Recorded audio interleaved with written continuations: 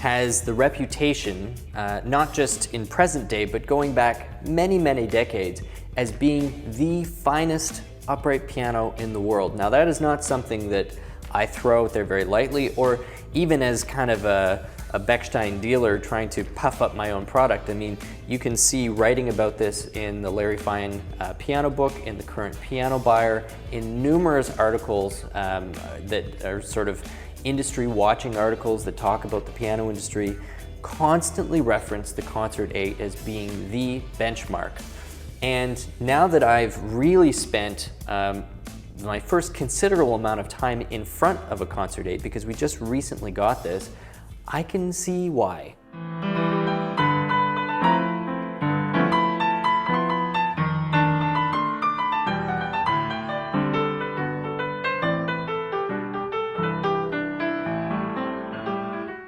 This instrument is incredibly impressive, and as we mentioned in the intro, we're going to be talking about the action, we're going to be talking about the tone, we're going to be talking about the construction of the instrument, but just as a musical experience, moving back and forth between a Concert 8, and we've got a C.Bechstein 192 right next to us, the tone is not that different. I mean, that's just absolutely insane to be able to say with a straight face and mean it.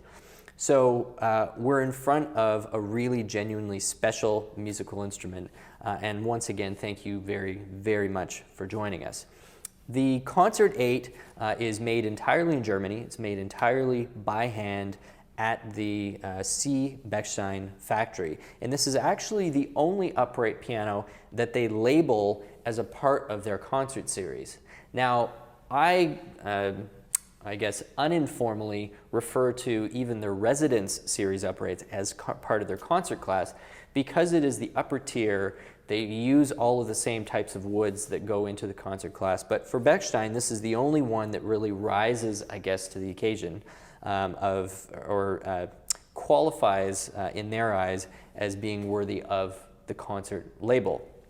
The Concert 8 has been around for most of Bechstein's existence. It's certainly not a new model, but this is a model that received some renewed focus just within the last 10 years. They kind of soft relaunched the model. There was some minor updates to the scale design, and it kind of follows in the path of what has happened with the grand pianos. So a refresh of the type of hammers that are being used, sort of an update to the precision and the cabinetry, and the whole tonal philosophy of the instrument has been updated a little bit. But needless to say, if you are in the market for an upright piano and you've got the budget and the space, there's no way that you could avoid a Concert 8 in terms of your shopping, in terms of a target that you might want to be investigating. And quite frankly, if you even were in the market for a grand piano, a smaller grand piano, something in the 5 to 5.5 foot range, and you were looking at a budget of $60,000, $70,000, I have to be honest, I mean, if you can get over the aesthetic difference of it being an upright versus a grand, the output of this instrument is just nothing short of astounding. It's just crazy good.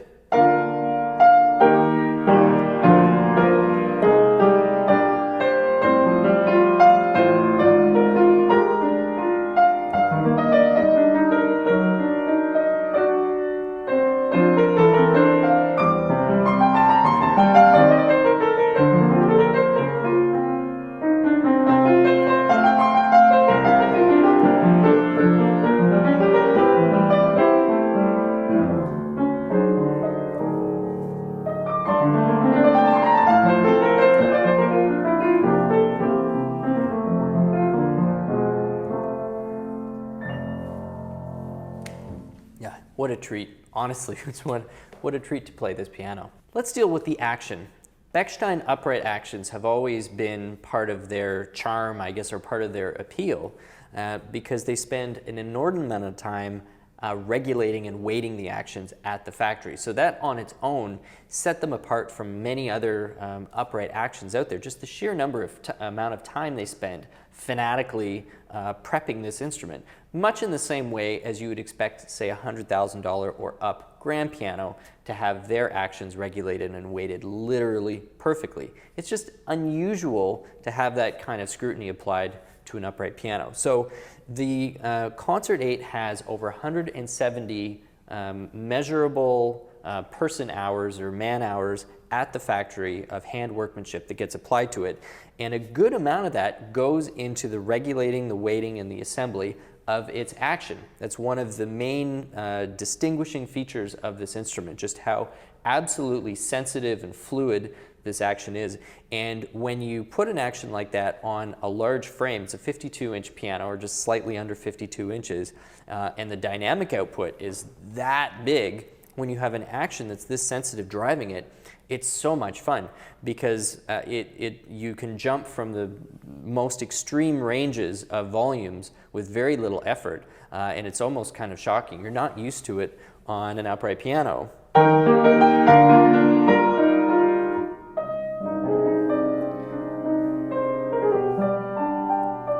I mean, just the tiniest little gesture in your right hand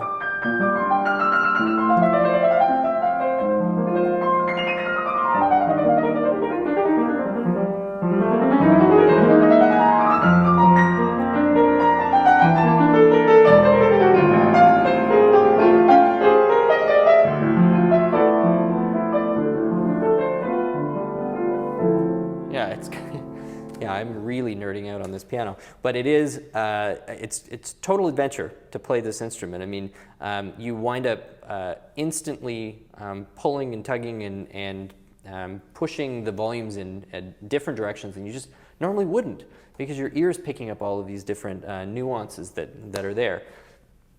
Getting back to the action. They call this their gold action, so even though it's an upright action, it's getting the same quality of wood, the drying regimes that are used for the wood. It's getting the same quality of hammers, which is a dark walnut crown hammer, and obviously they're all hand-shaped and immaculately voiced at the factory. That's the same grade of hammer that's going on to their concert class grand. And now that Bechstein is making their own hammers, and they've been doing this for a few years, the Concert 8 has its own hammer set. So in other words, this exact configuration of hammer, the weight of the hammer, the length of the tails, all of that stuff is totally unique to the Concert 8, which I think is just so cool. Again, this is not something that's happening very often on something, especially as limited production of that. So we know what's going on with the hammer. It's very, very dense but light wood with the walnut, expensive as well for anyone who knows the price of wood out there. It's double felted. It's completely hand pressed and hand created. And then, as we said, we've got the gold action, beautifully regulated and unbelievably sensitive for an upright. I should also speak to the weight, because if somebody is used to an upright piano being a little bit lighter than a grand, you're not going to get that on the Concert 8. The Concert 8 is weighted like a grand. I mean, when you're, playing middle C and just...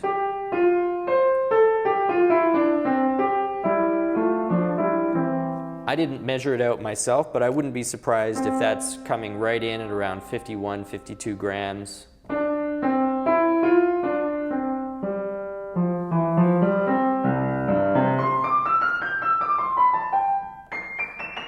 Yeah, and I definitely feels like we're still sort of in the 50-ish range, even up at the top. So for people who are looking for this instrument to give them about the same type of muscle training as a grand, you're in luck. If you're looking for this to be a super light piano, probably not your first choice. Again, I want to emphasize, I'm not saying the piano is heavy or clunky or arduous. I'm just saying they've weighted this so that it's truly a grand class action in its weight and its response, and obviously in the quality of the components. Let's move on to sound. If I could describe the Concert 8 sound in one word, it would be color. When I am drawing notes out of this instrument,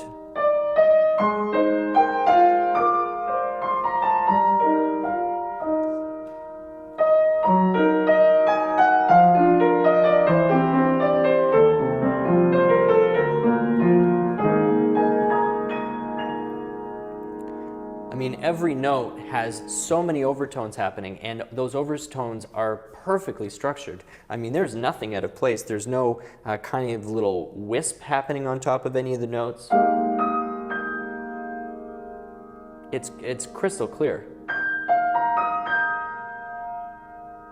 Beautiful bell-like tone, which is a specific set of the harmonics that the piano is slightly reinforcing or slightly bringing out more than others. Sustain as well, which we're going to talk about when we get into the overall design of the instrument.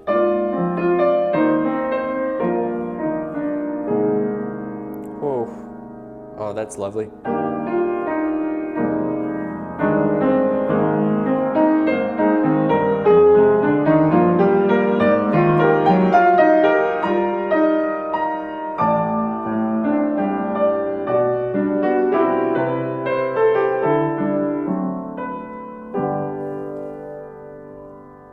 I mean, it's kind of like playing a choir. When I play this, I used to be a church organist when I was much younger, and the resonance that playing this piano in even just triads is so gorgeous that it kind of just makes me want to play hymns.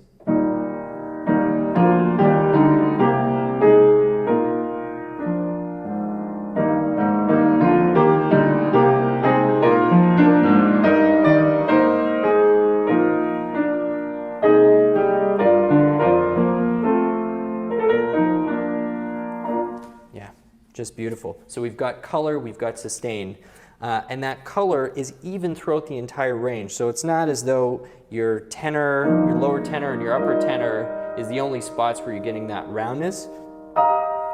Gorgeous, gorgeous roundness up at the top even. And then listen to those thirds and even in the lower range.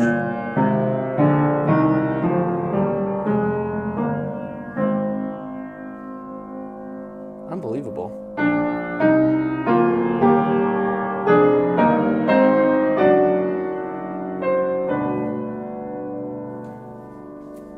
Yeah, so clarity, separation, color, sustain. I mean, honestly, it's hard to poke a hole in this. Once you play this, you just think to yourself, well, every piano should sound like this. Well, it'd be nice if every budget was as flexible to afford a piano like this. Maybe one day.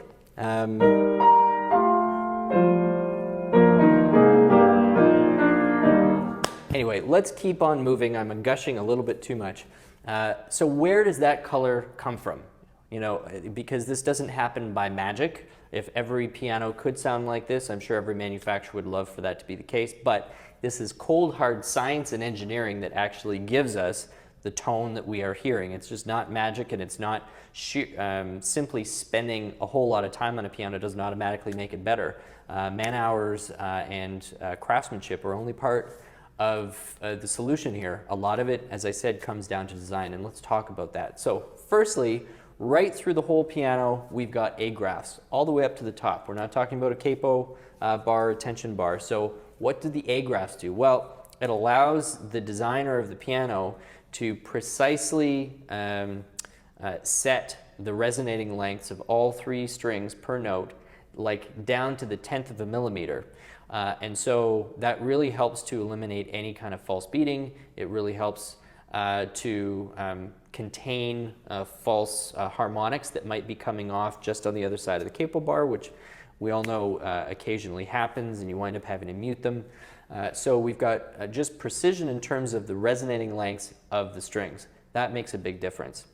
A second feature that's really critical is this piano is using a bridge system which is just as intricate as what they put on their grand pianos. So we've got a maple capped bridge, and then we've got a vertically laminated bridge throughout the piano. There are just a handful of instruments on the planet that actually put a vertically laminated bridge on an upright piano. It's very expensive. It takes a lot of drawing and a lot of precision and a lot of carpentry to make those bridges. And so it's not surprising that we're seeing this on the Concert 8. Talking about the soundboard on this instrument, brings us to an even more exclusive topic, because the soundboard material on this piano is from the Val de Fiemme. This is red spruce from the Val de Fiemme. This is exactly the same spruce source as the Stradivarius violins. Fazioli buys soundboards from Sarisa, which gets their wood from exactly the same valley in northern Italy. All of the C.Bechstein concert level grands get their wood from this source. It's a highly regulated source of wood. It's very difficult to work with, but you can achieve some of the most dry, most dense, and most consistent spruce of anywhere in the world, and it just explodes with energy. It's something that preserves or I should say, it transduces the energy more efficiently than almost any other type of spruce. And it's in this piano. I haven't researched this thoroughly, but I'm pretty sure this is the only upright piano in the world that actually uses it. Several grands do. I think this is the only upright, which is very, very special. It's also a tapered soundboard, which means that we're getting very little energy loss as we approach the edges. And then last but not least, let's talk about the cabinetry. And I'm not referring to the exterior appearance. When I'm talking cabinetry and carpentry, we actually mean sort of the substructure of wood that holds all of this together. And we'll get some B-roll so that you can see just how precise this instrument is constructed on the back. 6 full-size back posts, all of solid hardwood. We've got those back posts are mounted directly to the frame. And then they are using almost like a bridge-like material or an inner rim type material they're kind of like tension bars or pressure bars that help to just activate some of the less naturally active parts of the soundboard. You can see that very clearly. And then I know it's just aesthetics, but on the top left at the back is a beautifully milled in Bechstein logo that's just an extra nice little touch of elegance and precision on the instrument. It is available with the sostenuto pedal. This particular model doesn't have it, or I should say this example doesn't have it. The middle pedal on this piano is just the mute bar, but it is available with the sostenuto pedal for people who are interested. So that really is kind of a quick look at just an extraordinary musical instrument. Happens to be an upright, and now that I've spent a couple of hours playing the famous Concert 8, I'd have to agree. This is the best upright piano I've ever played, hands down. I would encourage anybody who is remotely close to this type of a budget, whether it's an upright or grand, to really do yourselves a favor and try and get to a showroom where you can see this, because before you make any decisions, you need to know exactly what this could give you musically, because it's pretty unique. Thank you very much for your time and your attention. Hope you've enjoyed this video.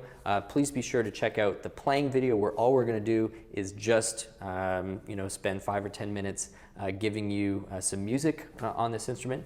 And of course, thanks very much for supporting the channel. Like we said at the beginning, if you haven't had a chance to subscribe yet, we'd really appreciate you clicking on that subscribe button. We'll see you back again. I'm Stu Harrison from Miriam Pianos, and have yourself a great day.